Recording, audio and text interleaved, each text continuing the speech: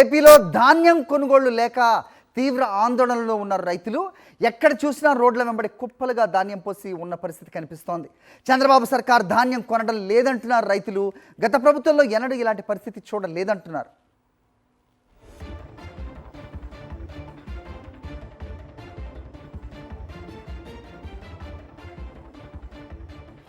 Right, ఈ అంశంపై updates మా కరెస్పాండెంట్ అశోక్ రెడ్డి తెలుసుకుందాం. అశోక్, చెప్పండి, ఎక్కడ చూసినా రోడ్లపై ధాన్యాన్ని కుప్పలుగా పోస్తున్నారు రైతులు.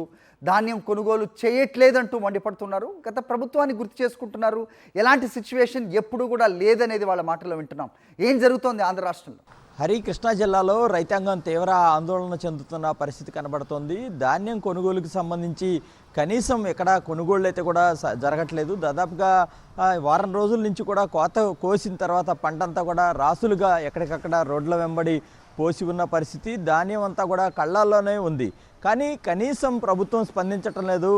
పౌర సరఫరాల శాఖ మంత్రి కేవలం ఒక్క హాయ్ పెడితే చాలు వాట్సాప్ నెంబర్కి, క్షణాల్లో మీ కళ్ళాల వద్దకే వచ్చి ధాన్యం కొంటామని చెప్పారు. కానీ అలాంటి పరిస్థితి అయితే ఎక్కడా కనిపించట్లేదనే చెప్పుకోవచ్చు. గడిచిన వారం రోజులుగా రైతులు తీవ్ర ఆందోళనలో ఉన్నారు. మరోవైపు వాతావరణంలో పరిస్థితులు మార్పు కారణంగా కొన్ని చోట్ల చిరుజల్లు పడుతున్న కూడా పరిస్థితి కూడా ఉంది. దీంతో ధాన్యం చాలా చోట్ల తడిచిన చోట రంగు మారిపోతున్న పరిస్థితి.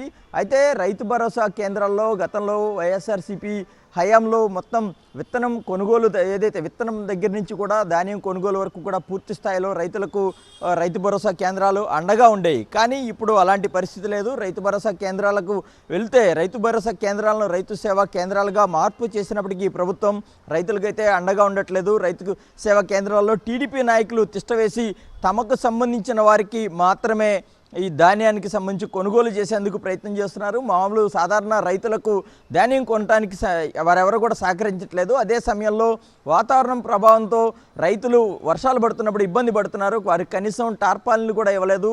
అదే సమయంలో మిల్లులకు తరలించేందుకు గోనె సంచులు కూడా ఇవ్వని పరిస్థితి. తీవ్ర ఆందోళన ఉన్నప్పటికీ కూడా కనీసం ఏ ఒక్క ప్రజాప్రతినిధి కూడా పట్టించుకోవట్లేదు. గడిచిన వారం రోజులుగా కృష్ణా జిల్లా వ్యాప్తంగా రైతులు తీవ్ర ఆందోళనలు అయితే ఉన్నారు. ప్రభుత్వం ఇప్పటికైనా స్పందించాలని వారంతా కూడా కోరుతున్న పరిస్థితి కనబడుతుంది.